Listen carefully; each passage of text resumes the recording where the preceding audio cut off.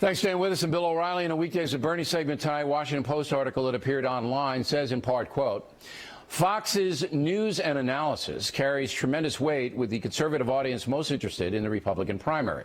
And right now, the network is doing a pretty good job of throwing that weight around. Fox has gotten under Trump's skin more often than most with tough questions and reasonable critiques, unquote. Joining us now from Miami, the purveyor, BernardGoldberg.com, Mr. Goldberg. So the Post didn't run that article in the paper, possibly because it's too complimentary to FNC. What would you think of it?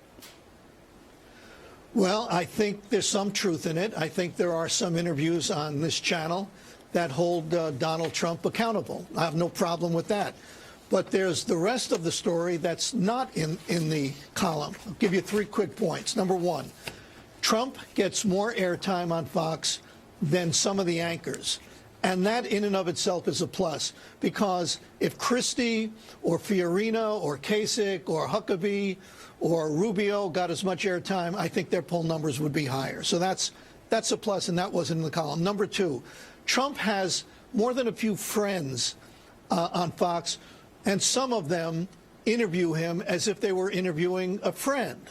And my rule of thumb is don't interview your friends, especially if they're running for president of the United States. But you're not referring to me, okay? Are you? You can't be referring to me. No, that's why I said some, not all. Because, I mean, I'm not a close friend of his, but I know him for a lot of years. And what's your third point?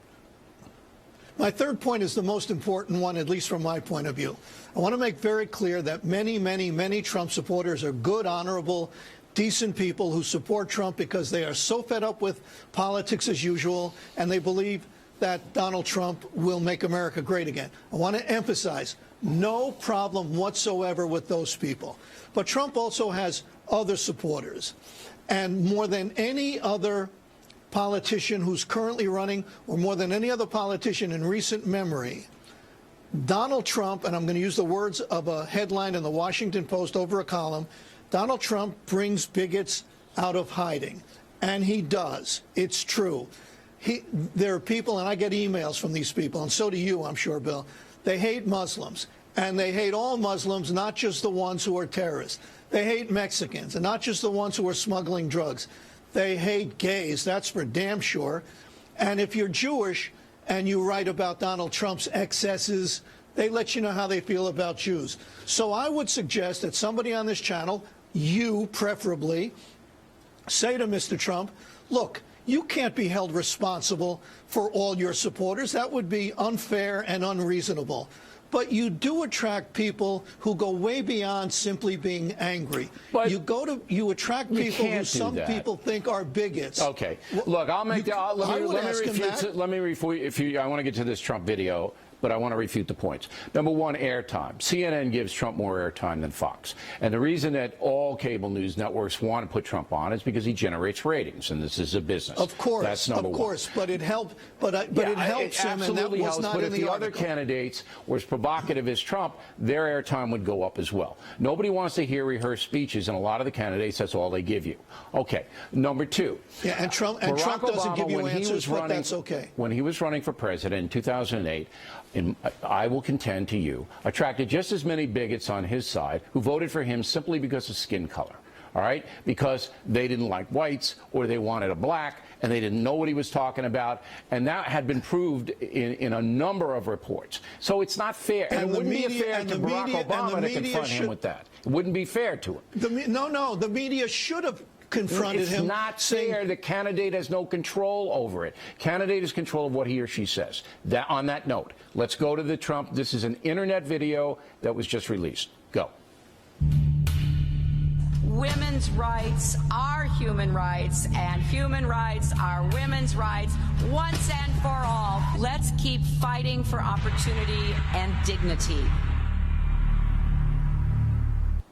Wow, we got Cosby in there, we got Weiner in there, we got Lewinsky in there. I mean, where's Charles Manson? Yeah. Go. Right. Okay. I wrote a column on my website.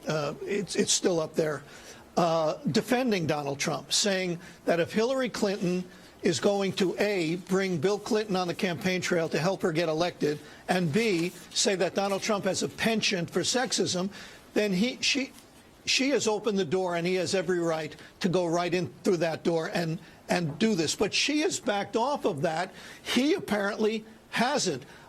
I think this isn't going to hurt him one bit with his supporters. No, this is going to help him. It's going to help him. Right.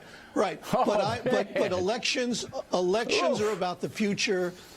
Elections are about the future, not the past.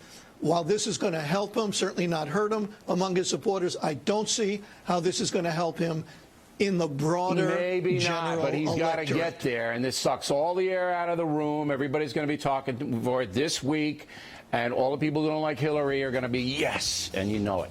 Bernie Goldberg, everybody. Water's on deck. High.